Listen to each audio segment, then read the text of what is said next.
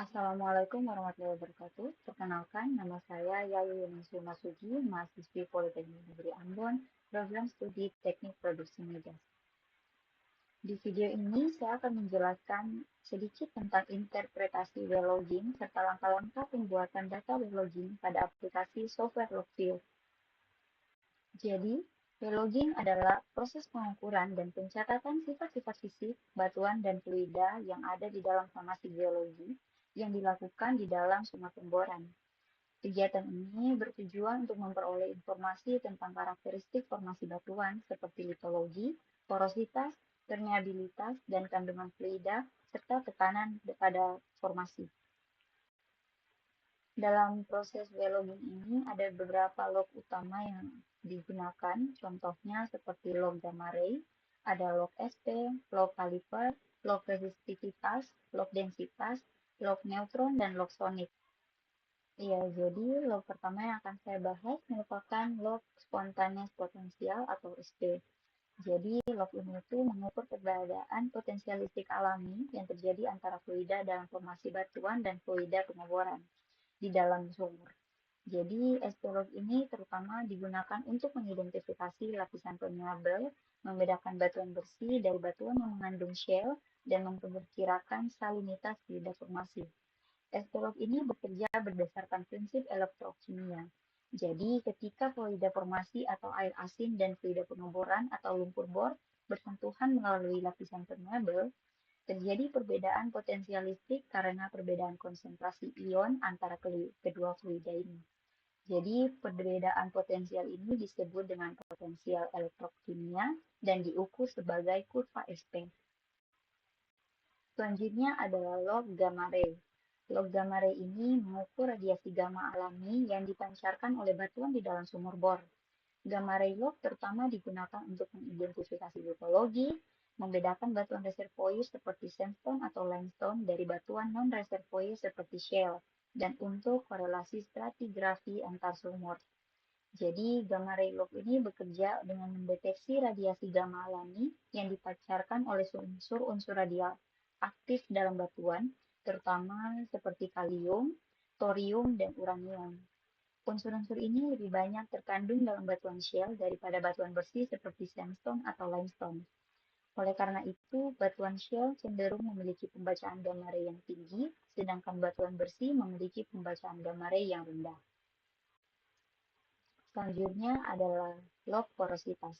Jadi, di dalam log porositas ini mengukur jumlah ruang kosong atau pori-pori dalam batuan di mana cairan seperti minyak, gas, dan air berada atau disimpan.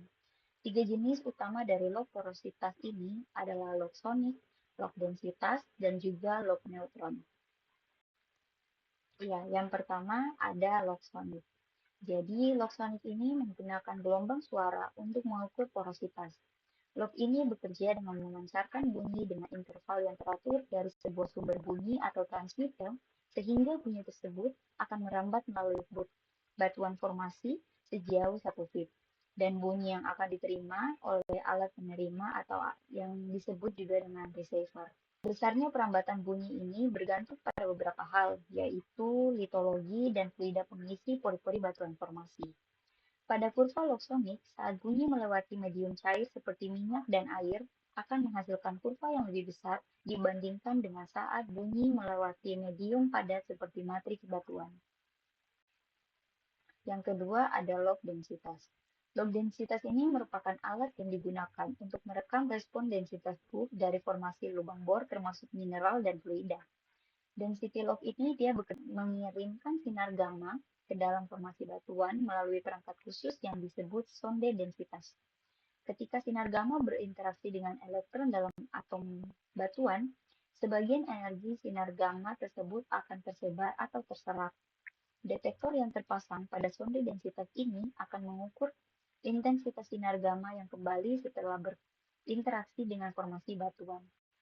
Dan log neutron. Log neutron ini bekerja dengan menggunakan sumber neutron yang menghasilkan neutron energi tinggi. Neutron ini kemudian dihamburkan atau diperlambat oleh hidrogen dalam formasi batuan. Semakin banyak hidrogen yang ada di dalam formasi, semakin banyak juga neutron yang akan diperlambat. Detektor pada sonde neutron akan mengukur jumlah neutron yang kembali setelah berinteraksi dengan formasi. Adapun yang disebut dengan kombinasi Log.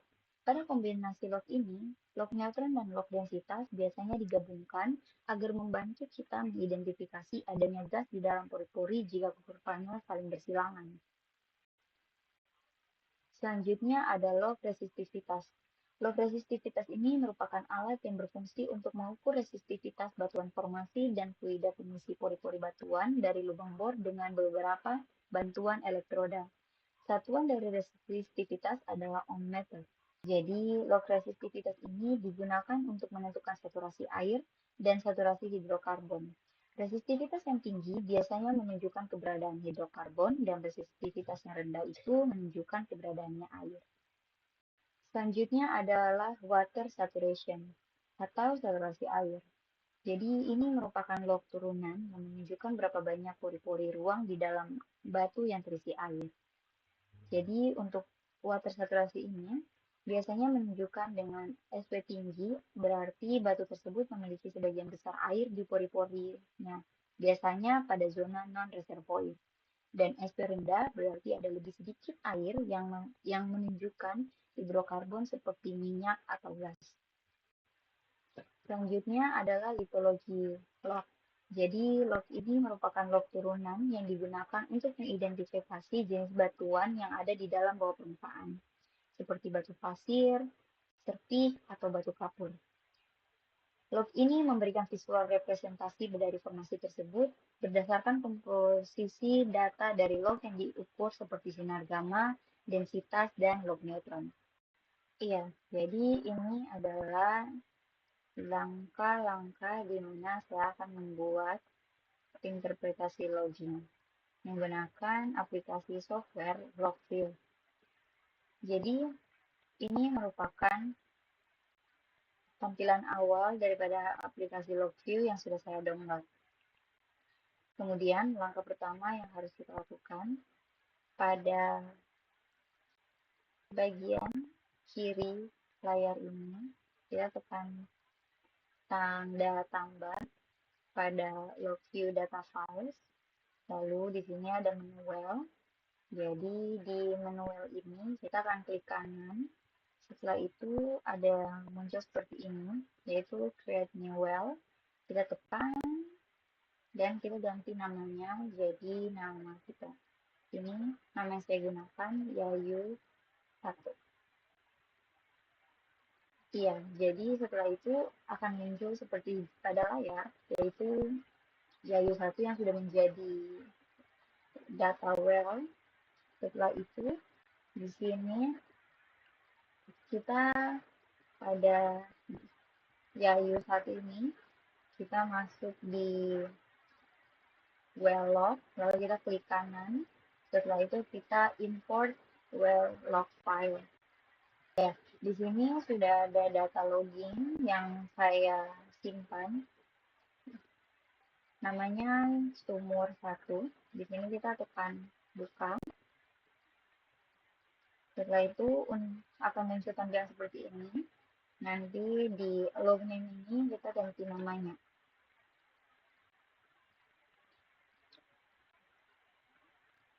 Setelah itu kita tekan OK. Nah, setelah ini kita masuk pada menu pilihan Basic Log Editor. Kita masukkan well name-nya, Yayu 1, dan juga log name-nya, yaitu Uma Sugi 1. Di sini akan muncul tampilan seperti ini. Tunggu saja.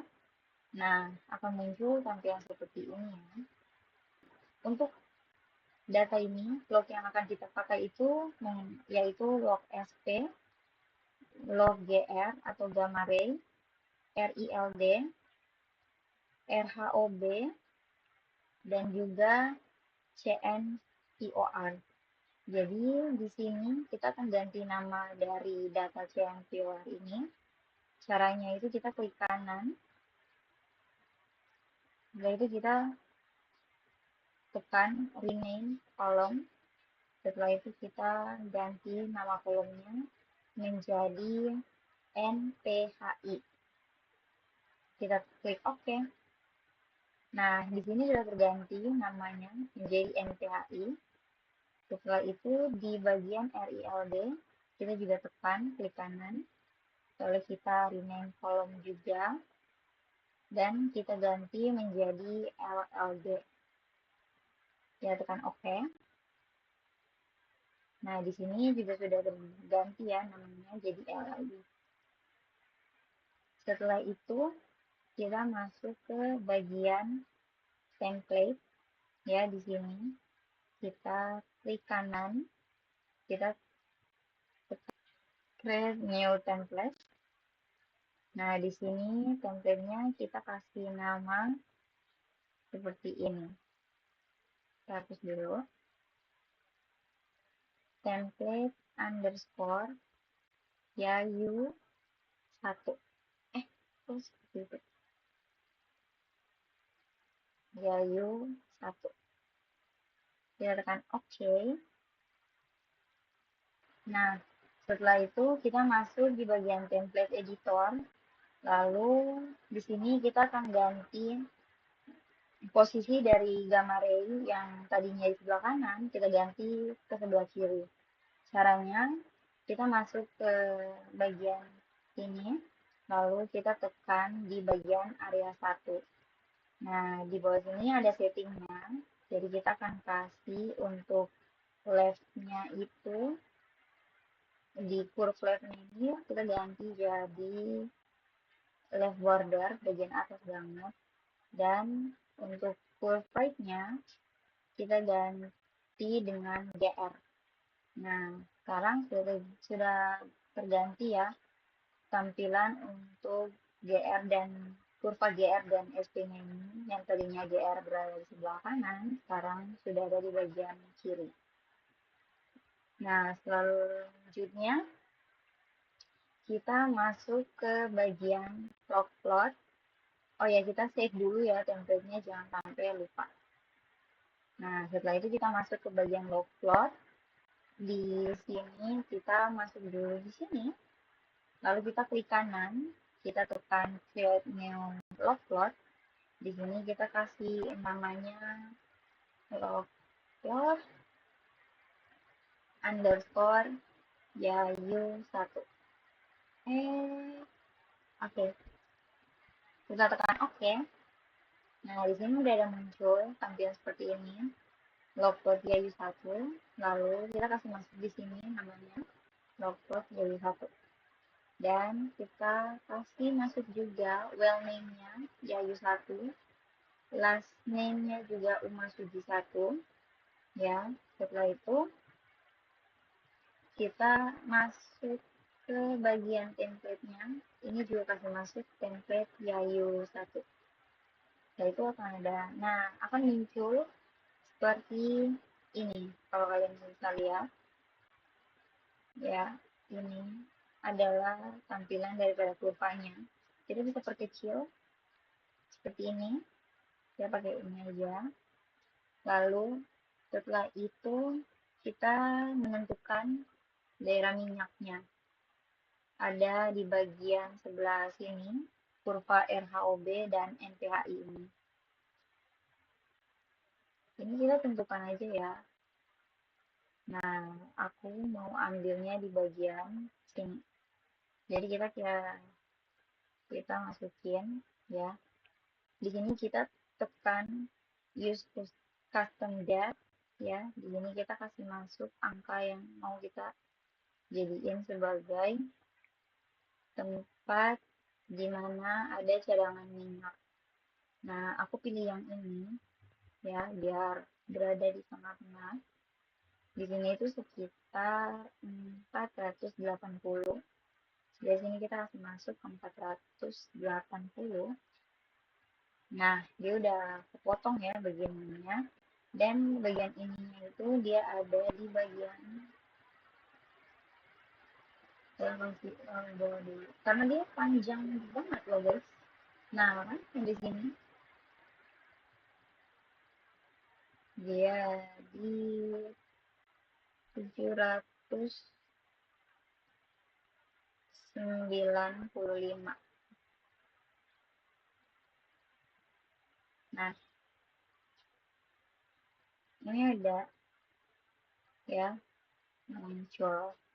Ini untuk data cadangan minyaknya. Nah, setelah itu kita jangan lupa di screenshot. Oke. Setelah itu kita udah asumsiin kalau misalkan keberadaan minyaknya itu ada di kedalaman 480 sampai 795. Nah, selanjutnya kita akan tambahkan saturasi waternya. Ya, untuk langkahnya kita masuk ke basic log editor. Jadi, kita tekan di sini RHOB, kita klik kanan. Setelah itu kita masuk ke log analysis, tekan porosity, dan kita masuknya ke density log ini. Nah, jadi kalau sudah muncul tampilan seperti ini, di bagian density log-nya ini kita kasih tekan, lalu lihat bagian RHOB. Nah, setelah itu tampilan bagian sininya kita ganti dengan dolomite. Dan di sini namanya 4D biasa aja, gak usah diganti. Langsung tekan OK. Dia loading dulu, begini. Nah, setelah itu, kalau kita scroll ke bawah sini, nanti udah ada tampilan bagian bawah sekali, yaitu 4D atau data ESW yang udah tadi kita input. Nah, setelah itu, kita masuk di GR, bagian gambar ini, kita klik kanan, lalu kita masuk ke bagian log analysis juga, dan di sini kita masuknya ke bagian ini, visual, lalu kita tekan di bagian from gamma ray log. Nah, setelah itu di bagian gamma ray-nya ini, kita isinya itu GR, kayak biasa. Dan untuk GR clean formation-nya, itu kita isinya 6, dan di bagian GR shell-nya itu kita isi dalamnya itu 200. Nah, untuk generate column name-nya ini, kita kasih tetap aja kayak gini, fsh_gr. Kita tekan OK. Loading dulu. Nah, nanti kalau kita scroll bagian bawah, dia udah ada nih data fsh_gr-nya. Selanjutnya di sini, karena udah ada data 4D, kita klik kanan, lalu kita masuk ke advanced calculator. Setelah itu kita cek dulu di bagian variable name-nya ini, apakah 4D dan fshgr-nya ini udah ada. Udah. Nah, di bagian sini kita masukin nama di bagian variable name-nya ini. Ya, kita kasih masuk f_or. Ya. Nah, di sini kita kasih masuk formulanya.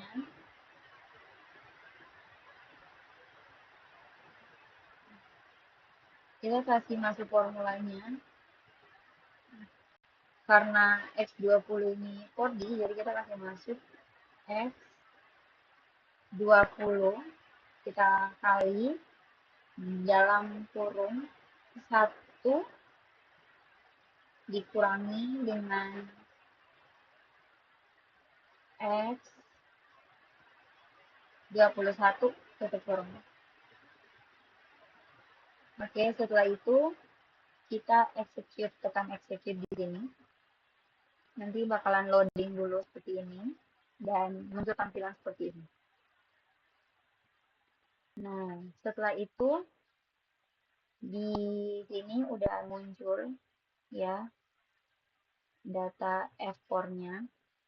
Setelah itu di bagian F4-nya ini kita tekan klik kanan lagi, terus kita masuk ke log analysis dan kita tekan bagian bawah sini, klik SW.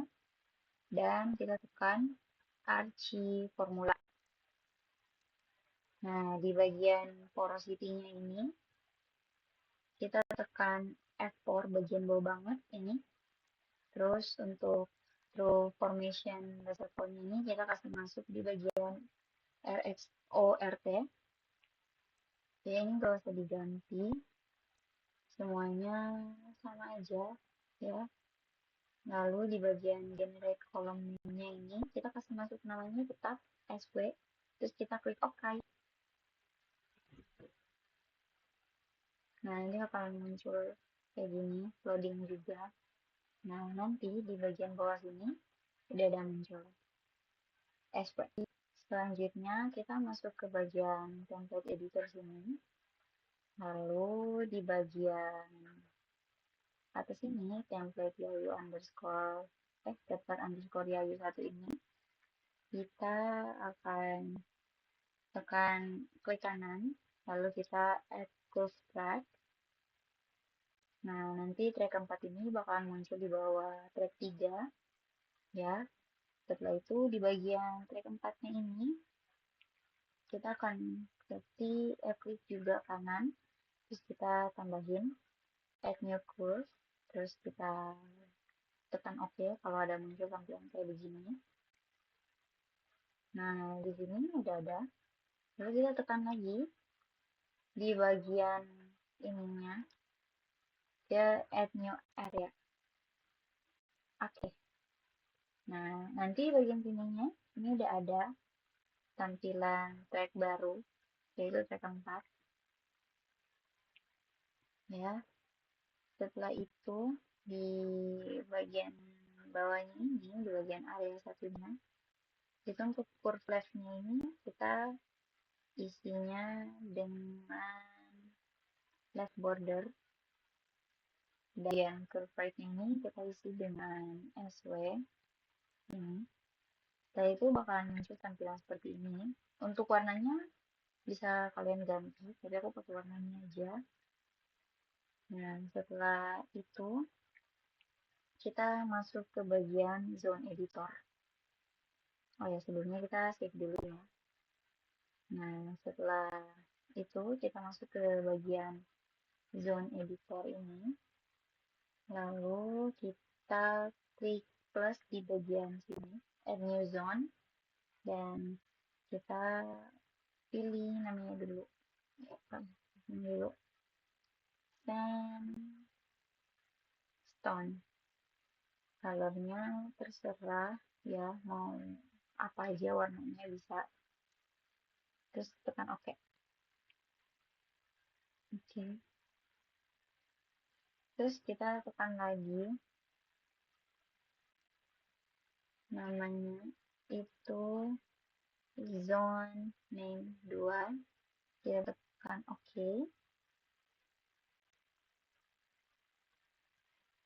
Lanjut lagi, kita kasih nama lagi, yang ini jadi sandstone ya. Kita tekan OK, dan di bagian sininya kita isi lagi dengan nama sandstone akhir. Kita tekan OK. Nah, kalau udah muncul di sini, nanti kita bakalan asumsiin aja ya kedalamannya ya. Lalu kita masukin kedalamannya itu sesuai sama kurva. Di sini untuk zona sandstone itu aku kasih masuk di kedalaman 480. Untuk zone name 2 nya itu aku kasih masuk 250. Sandstone akhirnya sandstone-nya dulu itu di bagian 760, dan sandstone akhirnya itu 795. Udah kayak gini, kita masuk ke bagian completion package-nya ya. Lalu kita tekan di sini, kita tekan create new compression package. Di sini package name-nya ini kita isi jadi compression yang pakai gede aja, compression underscore layu 1. Kita tekan oke. Lalu kita tekan bagian log plot dan kita kasih masuk compression. Nah, nanti bakalan muncul kayak begini ya, kayak begini. Lalu kita centang sandstone awal yang ini dan kita turun lagi. Nah, desain sandstone akhir ini kita centang. Kalau dilihat, nanti itu ada tulisan sandstone akhir dan sandstone aja. Kita perbesar lagi. Biasanya emang nggak kelihatan gitu. Nah, tapi kalau udah selesai, bakalan kelihatan semuanya. Selanjutnya, kita bakalan tambahin litologi. Jadi di bagian litologi ini, kita bakalan klik kanan, lalu muncul tampilan create new litology interpretation. Kita tekan iya. Di sini kita namanya lithopack 1. Dan oke. Nah, selanjutnya di bagian litologi editor, bagian sini kita munculin ya.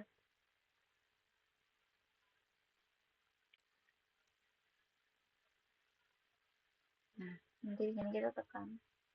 Ini udah ada. Jadi yang bagian well name ini jangan lupa diisi. Di topiknya juga. Terus kita tekan depth start-nya. Depth start-nya itu tadi kita isi di 480. Dan depth end-nya itu 795. Nah, untuk litologi type-nya kita isi sandstone dan di sini kita kasih nama zona hidrokarbon berisi minyak, karena ini tuh kandungan minyak, sumur yang mengandung minyak. Oke, jadi udah muncul tambah seperti ini. Kalau kita tekan tambah lagi di bagian sini 2, yang ini kita masukin datanya 200 dan yang ini itu 480. Dan yang ini kita tekannya bukan default, kita cari yaitu silty clay. Ini di sini kita tulis shell. Ada. Nah, nanti di bagian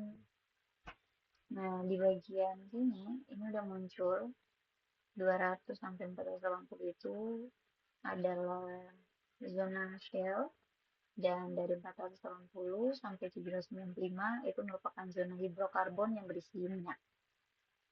Selanjutnya kita masuk ke bagian template editor. Kita klik kanan di bagian template YU ini, kita tambahin add litology track. Nah, setelah itu udah muncul litology track ini di bagian track 5 ya. Ini dia udah muncul kayak begini. Nah, selanjutnya di bagian kasih masuk win-nya ini 200. Oke. Terus jangan lupa buat di save template-nya. Nah, setelah itu kita masuk ke bagian log plot dan kita masukin di bagian litology log-nya ini lithopack 1. Nah, ini udah muncul ya. ada muncul di bagian logbooknya. Terus kalau kita scroll ke bawah, dia udah muncul juga.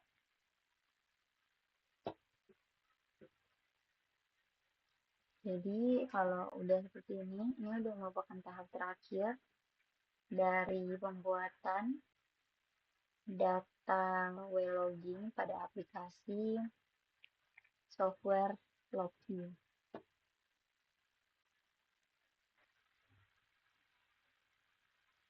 Nah, di sini saya akan menjelaskan mengenai track yang ada pada bagian template dokumen. Jadi, untuk template di bagian untuk track satu ini track untuk log SP dan GR. Jadi, log SP ini berwarna ungu, sedangkan log GR ini berwarna hijau. Di sini SP ini digunakan untuk menentukan permeabilitas dan batas antara lapisan batuan, sedangkan GR ini untuk mengukur radio aktivitas alami batuan, membantu dalam mengidentifikasi jenis litologi, misalnya seperti septic yang memiliki nilai GR tinggi dan pasir rendah. Yang di bagian track 2 ini track berisi LLD atau Deep Resistivity Log dengan warna orange seperti ini. Jadi LLD ini digunakan untuk menentukan resistivitas batuan dalam sumur yang berguna untuk identifikasi zona hidrokarbon. Jadi kalau resistivitasnya tinggi biasanya menunjukkan keberadaan hidrokarbon, sedangkan resistivitasnya yang rendah berarti menunjukkan adanya air formasi. Untuk yang bagian ini adalah track yang berisi log RHOB dan NPHI. RHOB ini bulk density log yang warnanya pink seperti ini, dan NPHI ini neutron porosity log atau yang di sini itu berwarna hijau. Jadi RHOB ini atau bulk density log ini digunakan untuk menentukan densitas batuan dan porositas, sedangkan NPH ini untuk mengukur kandungan hidrogen yang membantu dalam estimasi porositas formasi. Kombinasi kedua log ini biasanya dilakukan untuk mengidentifikasi adanya gas. Jadi yang paling ujung ini merupakan track kolom litologi yang mempresentasikan jenis batuan berdasarkan interpretasi data log sebelumnya. Jadi setiap pola dan warna ini melambangkan jenis litologi yang berbeda. Ya teman-teman, sekian dari penjelasan saya. Terima kasih. Wassalamualaikum warahmatullahi wabarakatuh.